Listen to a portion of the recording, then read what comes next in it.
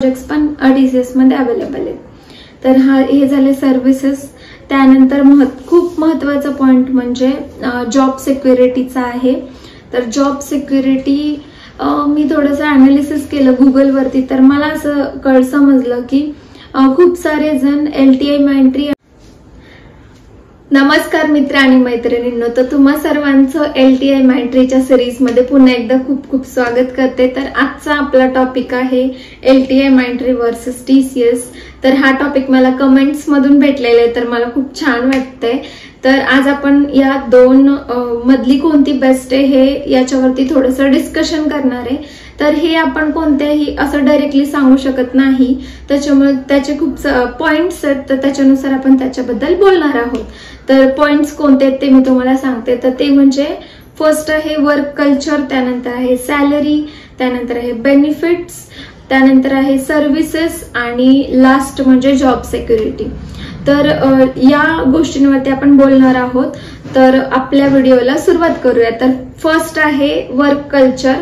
तर work culture हे ना दोन्हीकडे ऑलमोस्ट सेम आहे. मी दोन्ही कंपनीमध्ये काम केलेलं आहे, त्याच्यामुळे मी हा टॉपिक घ्यायचा असं ठरवलेलं आहे. तर वर्क कल्चर दोन्हीकडे पण बेस्ट आहे, म्हणजे पूर्णपणे आपल्याला एकदम सुटेबल आहे आपल्यासाठी. कोणतंही प्रेशर नसतं. तर हे परत एकदा डिपेंड होतं तुमच्या प्रोजेक्टवरती. तर माझे दोन्हीकडे डेव्हलपमेंटचेच प्रोजेक्ट होते, त्याच्यामुळे माझ्यासाठी वर्क कल्चर हे दोन्हीमध्ये खूप बेस्ट आहे. ॲज अ न्यू मॉम पण मला खूप सपोर्ट केलेलं आहे TCS मध्ये असताना माझ्या सगळ्या मॅनेजर्सनी. तर ते पण त्याच्यामुळे TCS मधलं वर्क कल्चर खूप छान आहे, आपल्यासाठी बेस्ट आहे ते. आणि LTI माइंट्री मध्ये सुद्धा वर्क कल्चर खूप छान आहे. अजिबात मला त्याचा काही त्रास नाही झालेला, हे माझा स्वतःचा अनुभव आहे. तर मला असं वाटतं वर्क कल्चर वाईज ना दोन्ही पण कंपन्या बेस्ट आहेत. तर त्यानंतर आपण वळूया सॅलरीकडे. तर ही गोष्ट सगळ्यांना खूप ऐकायची असते. तर TCS मध्ये सुद्धा सॅलरी म्हणजे जास्त हाय पेच करतात ते लोक, पण असं काही नाहीये की तिथे कमी पे भेटतं. फक्त प्रॉब्लेम असा आहे की आपण कधी तिथे जातोय TCS मध्ये याच्यावरती ते डिपेंड करतं. जर का तुम्ही ऍज अ फ्रेशर गेलात तर तुम्हाला TCS मध्ये सॅलरी कमीच वाटणार आहे, आणि शिवाय तिथे ग्रोथ होत नाही जास्त. म्हणजे सॅलरीमध्ये जरी हाईक भेटली तरी खूप त्याच्यामध्ये इन्क्रीज होत नाही. त्यामुळे ऍज अ फ्रेशर जर गेलात तर तुम्हाला असं वाटणार आहे तुमची सॅलरी कमीच आहे, पण खूप वर्षांचा एक्सपिरियन्स घेऊन जर का तुम्ही TCS मध्ये गेले तर तुम्हाला बेस्ट सॅलरी तिथे भेटणार आहे. आणि as compare to LTI Mindtree, तर इथे पण आहे ना सेम प्रोसेस आहे की जर तुम्ही फ्रेशर्स म्हणून गेलात तर TCS मधले जे फ्रेशर्स आहेत ना त्यांच्यापेक्षा तुम्हाला थोडीशी सॅलरी जास्तच असणार आहे LTI मध्ये. पण आणि एक्सपिरियन्स साठी सेम आहे. म्हणजे जर का तुम्ही खूप सारे एक्सपिरियन्स घेऊन LTI माइंट्री मध्ये येत असाल तर तुमची सॅलरी बेस्टच असणार आहे. पण फ्रेशर्स साठी हा मुद्दा आहे की TCS मध्ये तुम्हाला फर्स्ट जर का तुम्ही गेलात तर तिथे कमी पे भेटतं, आणि LTI माइंट्री मध्ये जर आला तर तुम्हाला ठीकठाक पेमेंट भेटतं. म्हणजे TCS पेक्षा LTI मध्ये जास्त आहे. तर हा पॉइंट आहे सॅलरीचा. त्यानंतर आहे बेनिफिट्स. तर बेनिफिट्स मध्ये LTI जास्त बेनिफिट्स देतं. तर ते कोणते मी तुम्हाला सांगते की फर्स्ट म्हणजे कॉम्पिटेटिव्ह सॅलरी. जसं मी सांगितलं की TCS मध्ये तुम्हाला कमी पे भेटेल, फ्रेशर्सला पण LTI मध्ये जास्त भेटेल. तर तोच पॉइंट आहे हा की कॉम्पिटेटिव्ह सॅलरीचा. त्यानंतर आहे की LTI मध्ये ना खूप सारे एम्प्लॉईज साठी health and wellness programmes arrange केलेले आहेत, तर ते आपल्यासाठी खूप फायद्याचे असतात. तसं TCS मध्ये पण आहेत हेल्थ प्रोग्राम्स, पण ते ऍज कम्पेअर टू LTI ते थोडेसे वेगळ्या ट्रॅकने आहेत आणि कमी बेनिफिट्स त्याच्यातून भेटतो असं मला वाटतं. आणि त्यानंतरचा पॉइंट आहे चौथा की सर्व्हिसेस. तर सर्व्हिसेस मध्ये LTI माइंट्री मध्ये ना वेगवेगळ्या सर्व्हिसेस प्रोव्हाइड करतात ते. जसं की प्रोसेस मायनिंग आहे, त्यानंतर आहे RPA म्हणजेच रोबोटिक प्रोसेस ऑटोमेशन, आणि त्यानंतर आता खूप जास्त ट्रेंड मध्ये आहे तो जनरेटिव्ह AI.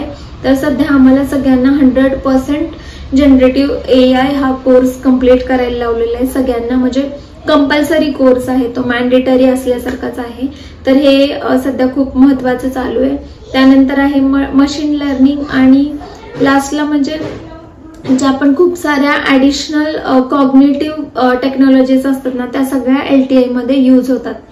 आणि तसं TCS आणि LTI दोन्ही पण सर्व्हिस बेस्ड कंपनीज आहेत, पण TCS मध्ये सर्व्हिस बेस्ड जे पण प्रोजेक्ट्स आहेत ना ते खूप जास्त आहेत, तर तिकडे त्यावाल्याच टेक्नॉलॉजीज यूज होतात. जसं की मी एका प्रोजेक्टवरती काम करत होते, तो म्हणजे IMIS म्हणून होता, इंजिनिअरिंग मॅनेजमेंट सर्व्हिसेस असा तो होता. मला त्याचा फुल फॉर्म नीट आठवत नाहीये, पण तो होता. तर त्याच्यामध्ये ना एक ब्लॅक विंडोचा सॉफ्टवेअर होता, त्याच्यावरती सगळं काम असायचं. तर हे खूप जुन्या पद्धतीचे आहे असं मला वाटतं. तर हे असे सारे प्रोजेक्ट्स पण TCS मध्ये अवेलेबल आहेत. तर हे झाले सर्व्हिसेस. त्यानंतर खूप महत्वाचा पॉइंट म्हणजे जॉब सिक्युरिटीचा आहे. तर जॉब सिक्युरिटी मी थोडंसं अनालिसिस केलं गुगलवरती, तर मला असं समजलं की खूप सारे जण LTI Mindtree आणि TCS ची जॉब सिक्युरिटीला सेम प्राधान्य देतात. पण माझा रिसेंटचा अनुभव आहे तो मी सांगते तुम्हाला की TCS मध्ये जॉब सिक्युरिटी जास्त आहे असं मला वाटतं. पण LTI मध्ये एक माझा टीममेट आहे, तर त्याच्यासोबत असं झालं की त्याच्याकडे एका प्रोजेक्टमधून तो रिलीज झाला आणि तो दुसरा प्रोजेक्ट शोधत होता. तर असं प्रोजेक्ट त्याला ना भेटला नाही. 60 डेज पण ओव्हर झाले. तर त्यांनी 90 डेज पर्यंत त्याला ठेवलं आणि नंतरून 95th डे पर्यंत ना त्याला काढून टाकलेलं होतं. तर हे असा माझा थोडासा एक्सपिरियन्स आहे. तर हे असं होतं, जर का प्रोजेक्ट तुम्हाला लवकर भेटला नाही तर असं पण होऊ शकतं.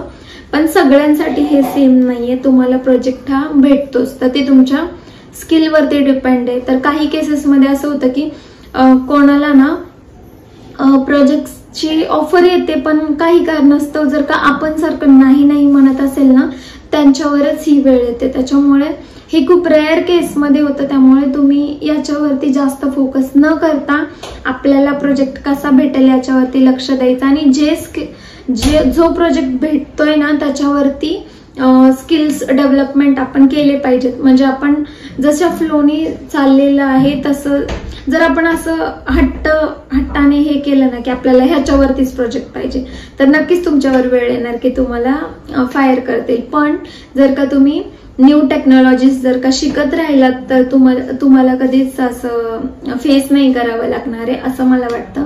त्यामुळे मी तुम्हाला बऱ्याचदा आधीच्या पण ब्लॉग्स मध्ये सांगितलं असेल की मी आधी टॅलेंटवरती काम करायचे, पण इथे LTI मध्ये आल्यापासून मी स्नोफ्लेक शिकली आणि आता माझा प्रोजेक्ट पण स्नोफ्लेक वरतीच आहे आणि त्याच्यावरतीच मी काम करते आता.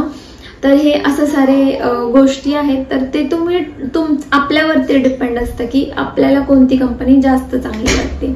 मला काय वाटतं की फ्रेशर्ससाठी LTI Mindtree बेस्ट आहे आणि एक्सपिरियन्ससाठी TCS बेस्ट आहे. तर ते तुम्ही चूज करा की तुम्हाला कुठे जायचंय.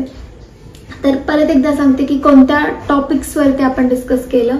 फर्स्ट आहे वर्क कल्चर, त्यानंतर आहे सॅलरी, बेनिफिट्स, सर्व्हिसेस आणि लास्ट म्हणजे जॉब सिक्युरिटी. तर या गोष्टींवरती आपण बोललेलो आहोत.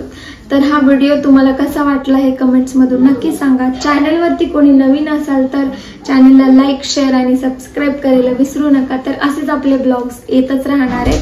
तर stay tune for a new blogs. तर आतासाठी बाय बाय.